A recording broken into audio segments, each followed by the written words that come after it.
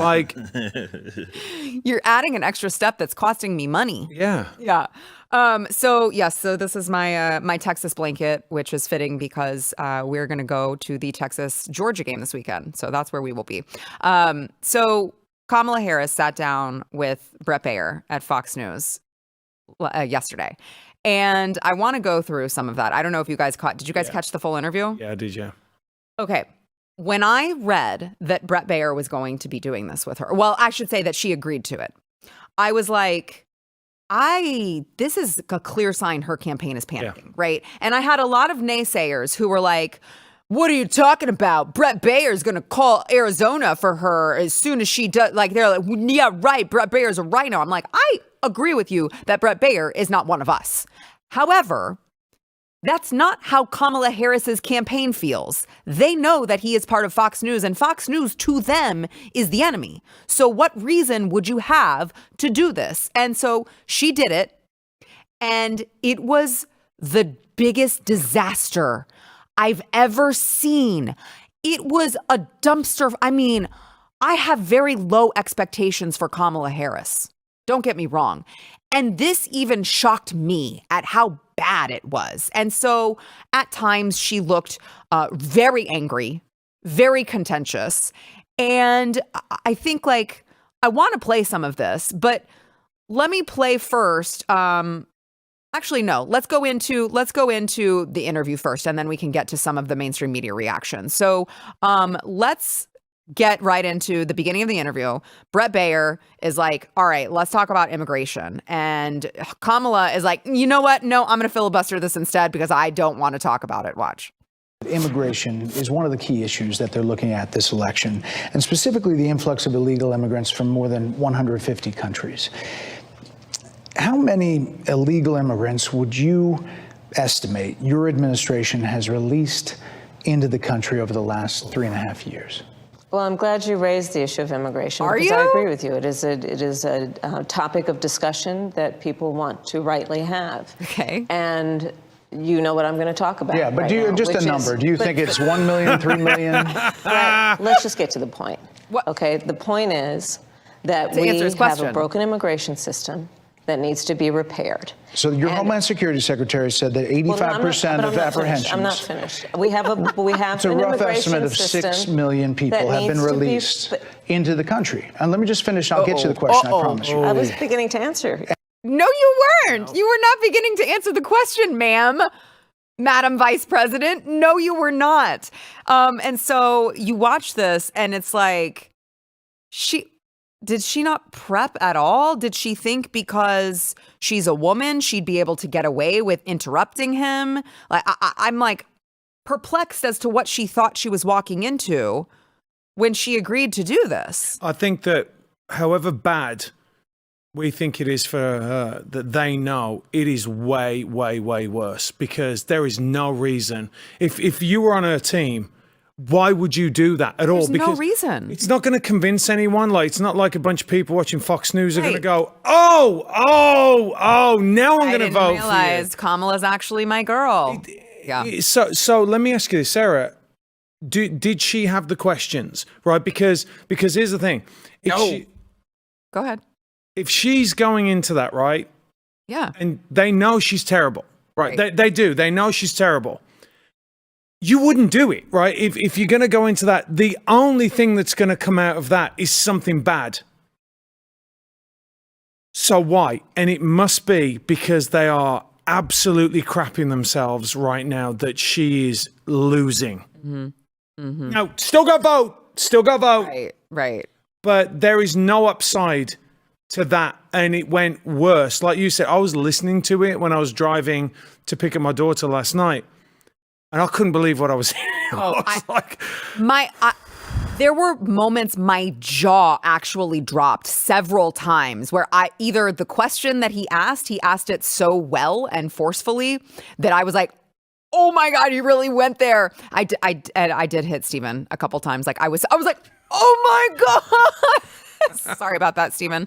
But my jaw dropped at some of this. I could not believe it. Eric, I want to get your thoughts on this, but let me play in this immigration exchange. Let me play another clip here where Bret Baier, I would say, again, I don't think he's like super uber conservative or anything like that, but he did a great job of, hey, even your guy Bill Clinton was out there talking about your bad immigration system and how bad the border is, and people are getting killed. What do you have to say about that? Here's that exchange. Jocelyn Nungari, Rachel Morin, Laken Riley, they are young women who were brutally assaulted and killed by some of the men who were released at the beginning of the administration, well before a negotiated bipartisan bill. Former President Clinton actually referred to Laken Riley Sunday campaigning for you in Georgia, saying if those men had been properly vetted, Laken Riley probably would not have been killed. So if it wouldn't have happened, this is well before any negotiation. This is well before Donald Trump got involved in the politics. This is a specific policy decision by your administration to release these men into the country. So what I'm saying to you, do you owe Bret, those families an apology? Let me just say, first of all, those are tragic cases. There's no question about that. Okay. There's no question about that. And I can't imagine the pain that the families of those victims have experienced for a loss that should not have occurred. Correct. So that is true. It is also true that if a border security had actually been passed 9 months ago, it would be 9 months that we would have had more border agents at the border to process more people into the support country for the folks who are working around the clock trying to hold it all together. Madam Vice President. To ensure that no future harm would occur. And this election in 20 days will determine whether we have a president of the United States who actually cares more about fixing a problem, even if it is not to their political advantage in an election, because there was a solution, Bret. Madam Vice President, it was a policy decision in the early part of your administration. I mean, the audacity of this woman to act like she has not been the one in charge of the wide open border letting these people in is incredible. Well, I want to address the first point because it's so much to unpackage there. Everybody's asking right now, rightfully so, why was this done? I think this could have been done for a couple of different reasons. One, they overestimated their intelligence, right? So when you go into a dispute, debate with someone you know you're far more wittier than, you're prepared.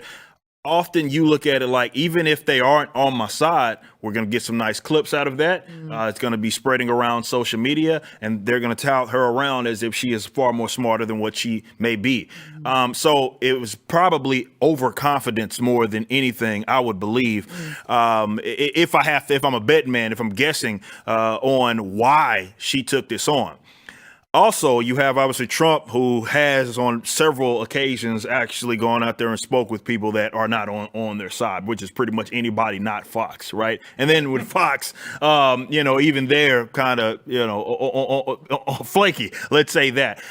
So I don't know if it was one of like a comparison bit, but either way, she did it, and it was a complete and utter failure. For lack of better terms, I don't know what else to say about that specific thing.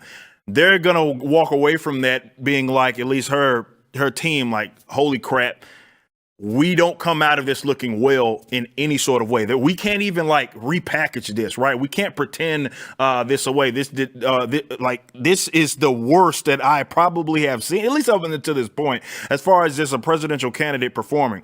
And this is what should have happened a long time ago, right?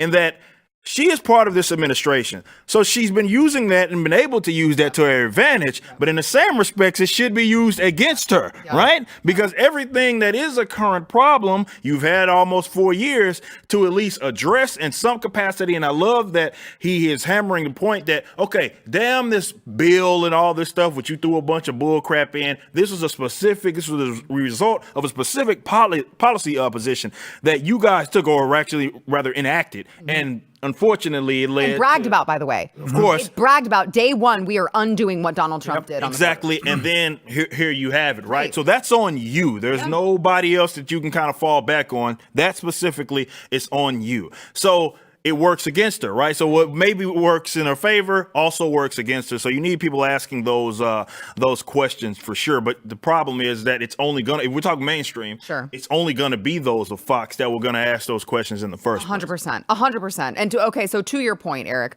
one of the most this was the moment I think that I did hit Stephen, was when Bret Baier asked Kamala, you're talking about turning the page, right? 80% of Americans think that this country is on the wrong track. What do you have to, and her answer, she is actually that stupid. Watch. More than 70% of people tell the country is on the wrong track. They say the country is on the wrong track. If it's on the wrong track, that track follows 3.5 years of you being vice president and President Biden being president. That is what they're saying, 79% of them. Why are they saying that? If you're turning the page, you've been in office for 3.5 years. And Donald Trump has been running for office. But you've been the person holding the office. Madam You Vice and I President. both know what I'm talking about. No, we don't. You and I both know what I'm talking about. I actually don't. What are you talking about? What I'm talking about is that over the last awesome. decade, But you're people the have lever of become. power. But listen, over the She's last so decade, mad it right is clear now. to me, and certainly the Republicans who are on stage with me. So 80% of Americans believe the country is on the wrong track. And somehow that's because Donald Trump is running for office. You couldn't have, I could come up with a million different better responses than that. Just off the cuff, right? She has to know where she's walking into, and her answer is Donald Trump is running for office. It's a reflex, right? I think this is something that they've been able to get away with for a very long time. I mean, since 2016, they've been to get away with Donald Trump. Just say Donald Trump, right? Essentially is all that they had done up until this point. And so she's doing it again. It was similar to what was he? I think we talked about it last week when in response to Hurricane Milton, you had Joe Biden was like telling the press, go do so, go help these people, man. And it's like, Donald Trump needs to help these people. President, you're the president. So it's a reflex, right? It's something that they got so accustomed to doing. And it's like, what do you do now? You're the ones that are in power, right? And if you have all the power that you supposedly have, then, well, you get stuff done. And they couldn't get things done. Maybe some of this stuff is in a result of their own policies. Some would argue that that's what it is. Either way, at least for the American people, they don't look upon the future in a fond way, right? And you can't really blame them. Things cost more. There's a whole lot. You talk about this immigration situation, a whole lot of issues that sort of plague America right now. And I just don't know if this time around they're going to be able to fall back on that, just slap a button and say Donald Trump and think that that's going to be good enough for people to support it. Well, they can't. I mean, it's so bad right now. I think that especially for the first 2 years, they got away with it, right? They're like, we're undoing everything that he did because Orange Man bad. And that answer was such a disaster. So bad. And the immigration one, we tried to pass a bill 9 months ago. What has that got to do anything? He's saying the entirety, like you said, they said that they would undo it on day one. And they undid it on day one. And it's been an unmitigated disaster. But here's what's amazing. The bigger thing to all of this is they've been able to shine a light on Donald Trump for 3 years, right? They've he's dominated the news cycle by suing him, by taking him to court for different things, by accusing him of this, accusing him of that. And guess what? Now, all the indictments. Now, all of a sudden, I don't know if you've noticed this, but over the past, apart from even with the assassination, everyone's going from, they're looking at them. They're looking at Biden. They're looking at Kamala. And they haven't had that at all for 3 years. Yeah. And it's coming at exactly the right time. Now, I don't know how or why that's happening, because it's certainly not the Republicans doing it to make the focus shift. But they are so bad. This interview is a catastrophic event for them. Yeah. It is. And Yeah, well, we'll get to that. I mean, Apparently it that's is- what her people. And by the way, like you said about Bret Baier, we've been gaslit so much by the media by not asking, like, what's your favorite color, like all that BS, right? And now we've got a guy. like puppies. Yeah, Ice cream, all that sort of stuff. Yeah. And now, like, Brett's like, no. I'm going to ask you this because the truth is everybody knows how bad it is right now, and everybody's feeling it. So he's going after her like a journalist, like they should have been doing for 3 years, 4 years. And that's why I said, again, like, is he the most conservative person? I'm sure he's not. But he understands the opportunity that's being presented to him on a silver platter, that he's like the only conservative that looks journalist. good for you. That's what I'm saying. Like, he's not going to screw that up by being some kind of rhino and lobbing softballs to her. So, I mean, like, everyone was so, I hope that everyone who like poo-pooed it understands that they probably owe Bret Baier maybe a little bit of an apology, or just apologize to me. That's all I want. I don't care about Bret Baier. All right, let's get into some more of this whenever we come back. But first, I want to thank our sponsor, this segment, Birch Gold. So there's a lot at stake in this upcoming election, obviously. But regardless of who is sitting in the White House, which, please, for the love of God, please, dear God, let it be Donald Trump. I wanted to make that clear. The fuse on our economy has already been lit. Even 4 years, let's say we have 4 years of Donald Trump, a conservative presidency, is not going to be enough to turn the tide on our $35 trillion national debt. And of course, if the left wins, it's like throwing gas on a dumpster fire. So I'm just saying, have you thought about diversifying into Birch Gold? Gold and silver, if you got an IRA, a 401k just lying around collecting dust, or potentially just devaluing by the day, go talk to them, because historically gold has been the best hedge against inflation that you can have. So go talk to my friends over at Birch Gold. Here's what I'm asking you to do. Text the word Sarah, my name's Sarah, to 989898. And what they're going to do is they're going to send you a free information kit on gold. It's not going to cost you a penny out of pocket. There's no obligation, so there's no reason not to do it. Just be informed, educate yourself. And if you decide gold is right for you, let my friends over at Birch Gold help you do that. Text the word Sarah to 989898.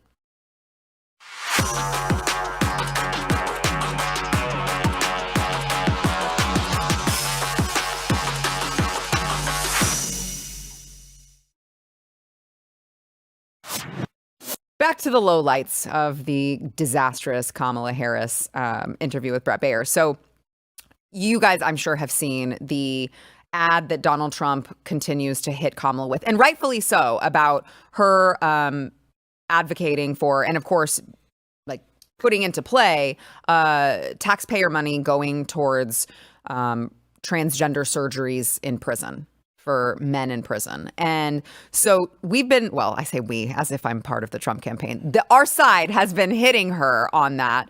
And so she was asked about her support to use taxpayer dollars to aid transitioning prisoners. And here's what she said. So are you still in support of using taxpayer dollars to help prison inmates or detained illegal aliens to transition to another gender? I will follow the law. And it's a law that Donald Trump actually followed. You're probably familiar with, now it's a public report, that under Donald Trump's administration, these surgeries were available on a medical necessity basis to people in the federal prison system. And I think, frankly, that ad from the Trump campaign is a little bit of like throwing stones when you're living in a glass house. The Trump aides say that he never advocated for that prison policy, and no gender transition surgeries happened during his presidency. You got to take responsible for what happened in your administration. Yeah, no surgeries happened in his presidency. It's in black and white. Would you still advocate for using taxpayer dollars for gender reassignment surgeries? I will follow the law. That's not an answer. You I have a think say Donald Trump would say he Not did. an argument either. You would have a say as president. Like I said, I think it's he spent $20 million on those ads, trying to create a sense of fear in the voters, because he actually has no plan in this election that is about focusing on the needs of the American people. Whereas at $20 million on that ad, on an issue that, as it relates to the biggest issues that affect the American people, it's really quite remote. And again, his policy was no different. Look at where we are, though. Would you advocate for it, ma'am? Answer the damn question. She can't, because she knows the answer clearly is yes. And it's just so funny that she sits there and acts like, well, Donald Trump did it too. He's just trying to instill fear. Oh, really? Why? You think that might bother people? You think that women might be turned off by your radical policies? You think women might not like that you want transgender, you want biological men in women's prisons so that they can go and rape and impregnate women? You think they might not? Yeah, you're damn right they wouldn't like it. It's just so funny to watch her scramble like that. But Donald Trump did it too. But Donald Trump did it too. Is it right or is it wrong? Do you want it or do you not? Take a position, ma'am. She can't. I wouldn't say that to Kamala Harris. Take a position. Well, fair. Come on, dude. It was Fair. right there. That you just like laid that one up for me. I'm sorry. She's like, oh, I've got that. No, I got the position. Got that down. But look, I mean, this is the funny thing. This is why I say, when we've spoken about this before, the pro-life, pro-choice thing. Just say abortion. Right. Why don't you say it? Why aren't you like, yes, okay, yeah, no, I do agree with that. Right. They know it's evil, number one, and they know people don't want it. So why don't you just say that and be honest? Right. Let's just call it what it is. But they can't. They can't because this is the way they operate. What they're doing is they're pandering to these teeny tiny little groups, saying what they can say when they're in that situation to get their favor, because these squeaky wheels, and this is what we keep going on about, people getting engaged, right? Because they know that these maniacs are going to, like, they're the ones that go out because they don't have jobs, right? Because they go out and they're the ones that are the activists that stir up all the chaos. Right. So, but when she's actually honed down on something, she doesn't believe in that. She doesn't believe in anything.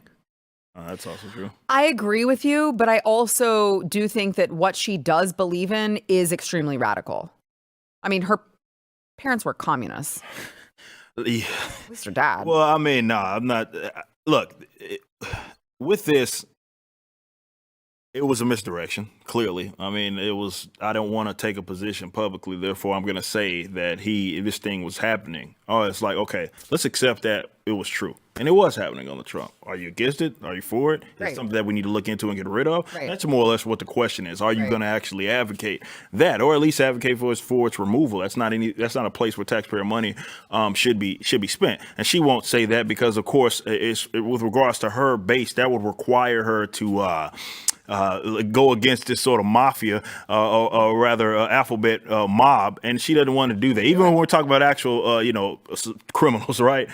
She just won't do that because she wouldn't want to blow up her base like that. This is what happens when these people are actually forced to actually take a position, and this can apply, I think, to really any debate that you're having with the general leftists. I think this also applies to some of these influencers, right, that are tend to lean left. When you actually say, all right, take a position, right? Like I get what what you're saying. I totally understand that. And, while you're trying to put the ball in someone else's court. But let's talk about your position on these various topics. What is it? And oftentimes you see them malfunction all the time. We see it all the time from stream. It's a big conversation. That's my goal, right? I don't know if people have looked at it. Well, he said what he said about the situation in the Middle East, and he got basically canceled from his own freaking company because he finally at some point took a position. Because oftentimes these guys' position is just, and this is the base that they build up, right? It's the position is just whatever people need me to have at the time. And they vet it, right? It's like, what's the safest position? What position can I have that's really, really safe, right? Even if it floats out there, it's a new topic, it's a new conversation. Let's give it a few weeks, right? To that's the position that they need me to take. Okay, that's my position. Right. But when you're faced, it's a 1v1 situation for my guys that are out there that are gamers. Do you advocate for this, Kamala? Donald Trump. Bam, push the button, Donald Trump. Trump, right? Yeah, it's really incredible to watch. So, like, you guys really didn't think that you needed any sort of argument other than but Trump. That's they don't have one. I know they don't. But, I mean, you could at least make one up. They lie all the time, right? I mean, they can't. But they can't, again, because she is the one that is also in charge right now. Yeah. So you heard her mention, she mentioned, what'd she say? She said, there are so many other things that the average voter, the average voter cares about.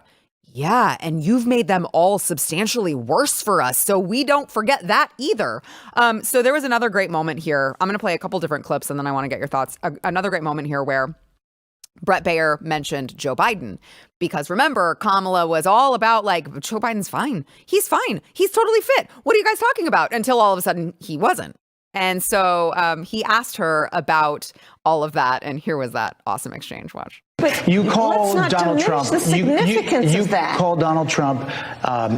He's misguided. You say now He's he unstable. is unstable. He is unstable, Brett. He's not well. You say he's mentally not stable. He's not stable. Let me ask you this. You told many interviewers that Joe Biden was on his game, that ran around circles on his staff. When did you first notice that President Biden's mental faculties appeared diminished? She mad. Joe Biden, I have watched from the Oval Office to the Situation Room, and he has the judgment and the experience to do exactly what he has done in making very important decisions on behalf of the American people. There were no concerns raised? Brett, Joe Biden is not on the ballot. I understand. And but, Donald Trump But you talked about it. And Donald Trump After George Clooney said within a few minutes of talking to President Biden at a fundraiser that he thought this was not the same Joe Biden that we saw on the debate stage. Donald Trump is on the ballot. I understand. She kid Trump.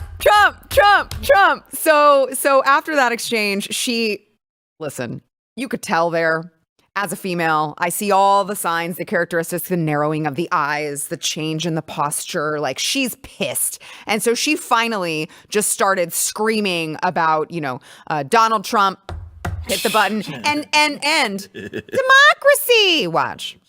Talked about locking people up because they disagree with him. This is a democracy. No, it's not. In a democracy, the president of the United States, in the United States of America, should be willing to be able to handle criticism without saying he'd lock people up for doing it. Oh, I'm sorry. Do you mean like the pro-life protesters who are praying outside of abortion facilities and now are serving time in prison, in federal prison? Are you talking about the people, some of whom were not even at the Capitol on January 6th, that you guys threw into prison for decades of their lives? Is that what we're talking about when we talk about locking people up who disagree with you? I just want to be clear here, Cammie. Who is it that we're talking about? Because Donald Trump is talking about locking you guys up because you're criminals. That's why he's talking about locking you up. And just to hear her, this is a democracy. I'm like, she's really stupid. Is she so stupid that she does think that this is a democracy? Or are they just doing that thing where they're trying to very slowly change the public's perception of what we actually are? Because they think, and I think to a degree they're right, if they say it enough times, like dumb people will just start. Yeah, I mean, unfortunately, people on the quote unquote right have accepted that terminology. It's right? crazy. With democracy. Democracy is the god that failed. Shout out to Hans Hermann Hoppe for that. It is, we talking government's one of the worst possible ones that you can have, especially when you understand just how dumb a lot of folks are and how much they don't have skin in the game. Right. Unfortunately, they are. And yes, in a certain capacity, you can talk about there is a democratic aspect to this country. I'd argue that's the source of a lot of our problems, right? Because you have people that are unqualified, right? And I mean that I'm not saying that just everybody is stupid. I'm just saying that there are people that are dumb.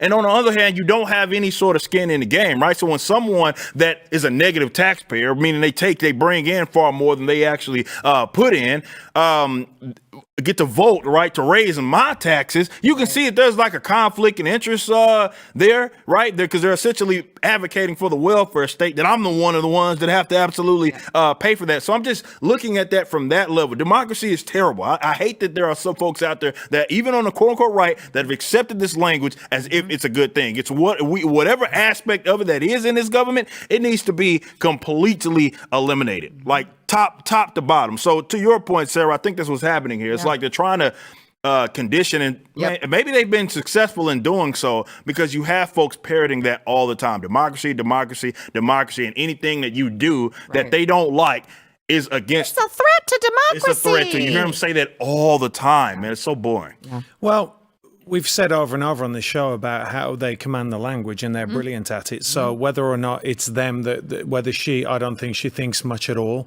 But if you have the puppet masters out there that are saying this over and over again, I mean, you see it like even in schools, right?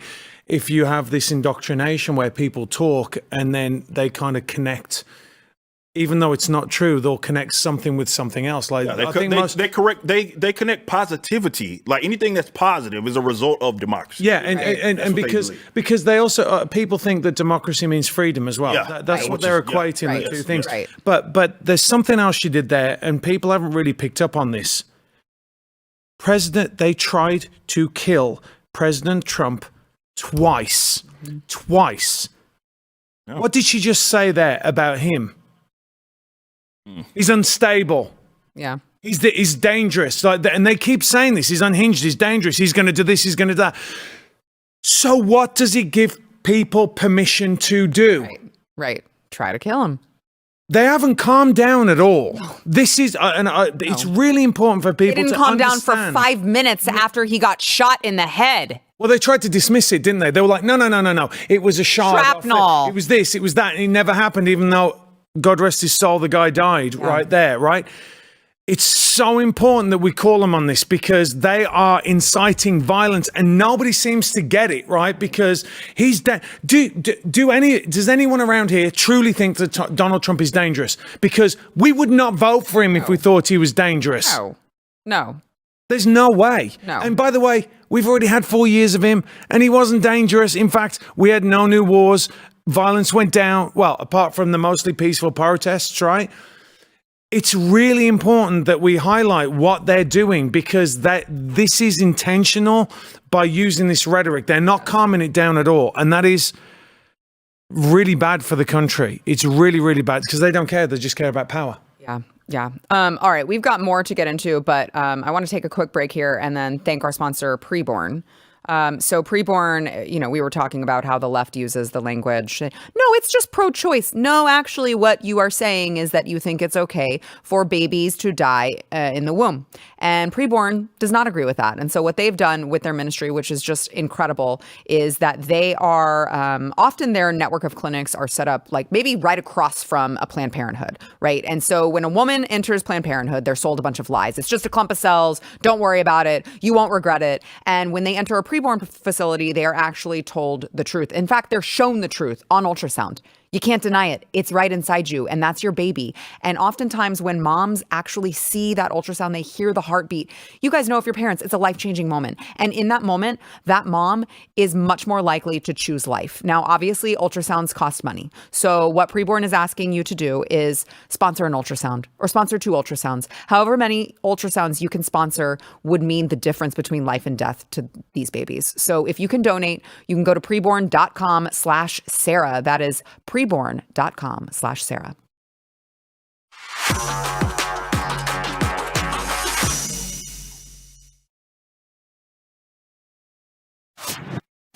All right, just a couple more clips here that I want to get you guys to react to. So towards the end, which, by the way, it was supposed to be longer. And they, I guess, for whatever reason, decided that they weren't going to make it the original time. And we'll get into that here in a second. But I want to play the ending where Bret Baier, you got to know he did this on purpose, where he's like, oh, they're wrapping me. So I guess I'm going to let you go now. Watch. Madam Vice President, And they're giving me a hard rap Well, here. I thank you for the time. I thank you for the time. It's good to meet you. Thank you very much. Thank you. So he went on Fox later and said like that there were 4 people in the room from her campaign who were like, stop, we're done, please stop. They're like, stop, she's already dead, stop. And so he went on later and said not only did they do that at the end, but at the beginning, they seemingly were like intentionally late. I don't know if this was some, all of a sudden they were getting second thoughts about it, but the way that they entered just already made everything tense. Watch. So we were supposed to start at 5 p.m. We this was the time they gave us. Originally, we were going to do 25 or 30 minutes. They came in and said, well, maybe 20. So it was already getting whittled down. And then the vice president showed up about 5:15. We were pushing the envelope to be able to turn it around for the top of the 6 o'clock. So that's how it started. And I could tell when we started talking that she was going to be tough to redirect without me trying to interrupt. I did this with President Obama. At one point, I just said, Mr. President, I know you like the filibuster. I just didn't even have the chance to sometimes redirect in those ways. I had a lot of other questions. I bet you did, Bret. So what you guys, you guys watched it. We just replayed the lowlights here, or some of them, actually. If I wanted to replay all of the lowlights, I would have just played the whole 26-minute interview, however long it was. Which, by the way, if you go to the Trump War Room Twitter account, they actually have... They tweeted out, new Trump ad just dropped, and it's just the entire interview. It was so funny. So you know what you just watched. And I can't think, maybe you can, I can't think of any interview for a presidential candidate in modern history that has gone that poorly. I truly cannot think of one. That's what I was saying at the top of the show. I can't think of one. I tried. Trust me, I attempted to. And look, I'm not the oldest guy in the room. Maybe there are, folks. Don't look at me. Not you. Look at me. Don't be looking at me. He said that he wasn't the oldest guy in the room. All right, I am the oldest guy in the room. Well, I'm just saying. Where's my flying aces? You look great for 85, though. Thank you. Yeah, but no, seriously, though, it's not like I know everything. I'm not going to pretend like I do, but it's at least in recent memory. I'm not a historian. Right, not by any means, but it was pretty freaking bad. Yeah. And again, I don't know if the reason why I think something like that happens is that they just overestimated their own intelligence. I think they thought they were going to walk in, maybe get a couple of clips, and it was going to be done with it. But it's different when that wasn't even a debate or a dispute. That was more of an interview. That was the point, right? So this is more just somebody saying, look, I want you to take a position on this, or let's address this specific thing. And then you're dealing with Kamala as sort of this, again, reflex. She's screaming Donald Trump, or she's trying to sort of redirect instead of actually answering the question. And I think dealing with those types, that's where they slip up. It's like, take a position. Just take one damn position, or answer the question directly. And these aren't even, they didn't sound like, after I watched it, gotchas. Like these were not like questions that were like bait. It was like, okay, this is regarding your administration. This happened.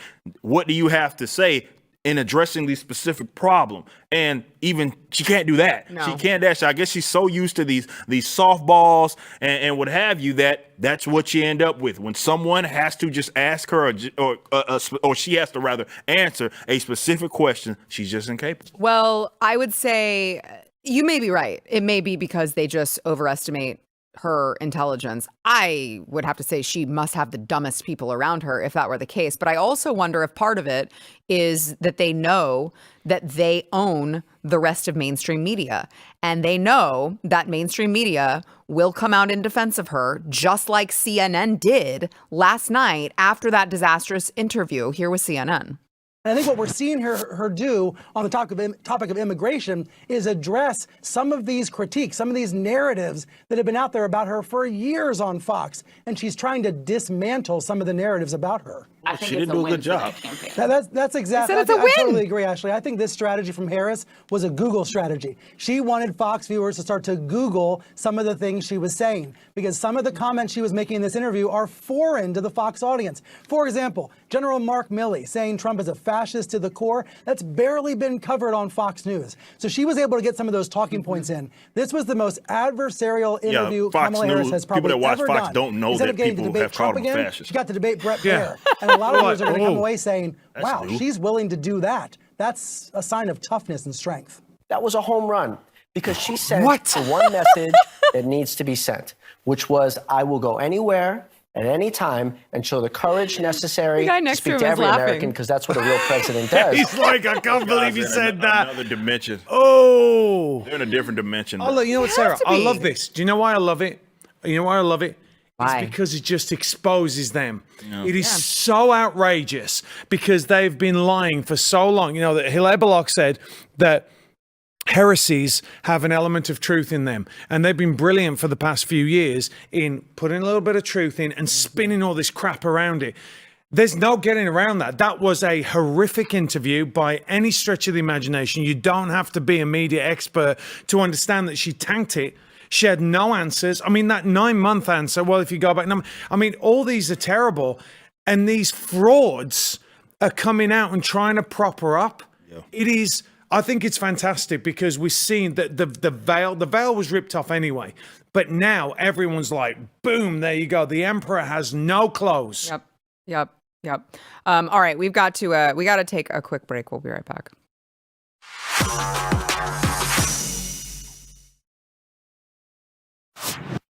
So one of the lies that the Democrats have been peddling, particularly this election cycle, is that crime is down.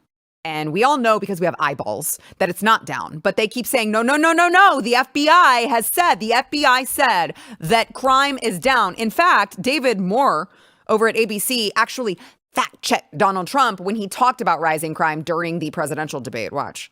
Crime is down all over the world except here. Crime here is up and through the roof. Despite their fraudulent statements that they made, crime in this country is through the roof. And we have a new form of crime. It's called migrant crime. And it's happening at levels that nobody thought possible. President Trump, as you know, the FBI says overall violent crime is actually coming down in this country. But Vice Excuse me, President the Harris, FBI they were defrauding statements. They didn't include the worst cities. They didn't include the cities with the worst crime. Correct. It was a fraud, just like their number of 818,000 jobs that they said they created turned out to be a fraud.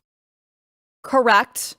There were cities that were not reporting it. They had so much crime, they're like, you know what, we're just going to stop reporting this. And it just so happens that 3 weeks before the election and after the debates, the FBI very quietly updated that crime data from 2022, which is the earliest that we have. Oh, it turns out that instead of crime falling by 2.1%, it actually increased by 4.5%.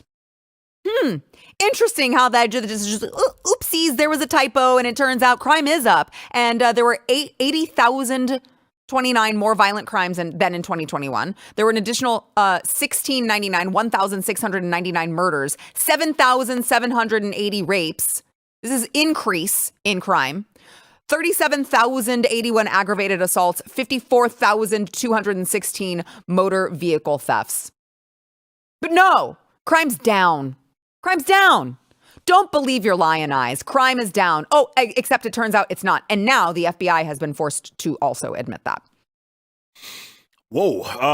Look, I think you get a feeling, I don't care where you're at on the political spectrum, that something isn't right. Okay. People don't know how to act. We have this increase of weirdos that think scamming is actually a profession right now, and it really does suck. It's not how a peaceful society, I even hate to use that term, but you know, I think it's applicable here, would operate. So anybody that especially lives around definitely some of these major cities, you know that, look, man, this isn't pleasant, right? I mean, in comparison to previous years, especially in comparison to when you were younger, things don't seem like they're going in the right direction, right? And yeah, I think we talked about it last. I can't remember if it was this. Yeah, but Donald Trump is running for office. Yeah, that's true. I just hit the button, Donald Trump. Donald Trump, he's the problem. But no, like, I seriously would love to see a solution, like, out of that, right? I don't like that people's first instinct is to gaslight or rather justify people doing objectively bad things. You know, we're talking about violent crime. I do understand that there are things that the government says are crimes that aren't actually crimes. There's no victim. And no, people should not be in prison for those actual things. But legitimate crimes, right? Things which that have is everything victims, that I just mentioned. Acts of actual aggression, right, are on the rise. And I think the average American wants that to be resolved. It does not seem, however, that these folks have any sort of incentive to do it. They either deny it or worse, they justify it. It's the legacy of whatever oppression that has happened over the past 75 years or some other bull crap. And I think I hope that the American people are tired of it. because it's not an answer. It's not a solution. It's not going to make the geographical area upon which you live in better. It's not going to make it safer. Why do people in this country, it gets me, want to take care of every damn country in the world when there are places that people live where they don't feel safe? In our own freaking community, that's asinine to me. That's absolutely crazy where you have this amount of money being spent, whether it be for your police officers, whether it be for your military and all that. And people live in this country where they feel unsafe. They can't go outside at certain times. They can't go in certain parts of the actual city upon which they were born and raised in. That's a problem. And I think just regular people want that to be actually absolutely solved instead of being gaslit by the media and it's being said, well, no, that's not actually happening. Yeah. The thing that comes across to me in that, especially in that clip, is has any political person been wronged more than Donald Trump? No. Right, because he's just telling the truth. Yeah. And they fact-checked him, and their fact-checking was in error. And by the way, two things. Number one, in California, the cops are the crimes are being downgraded, right? So they're not getting reported. That's the first thing.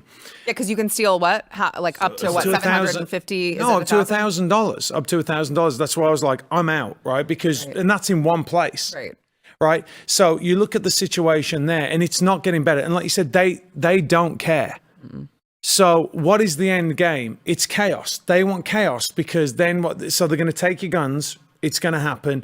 They want chaos. And then they're going to, I'm the government. I'm here to help. Sure. They're going to come in because you're going to have them. Right. Okay. And then it's gone. Yeah. It's gone. Yeah.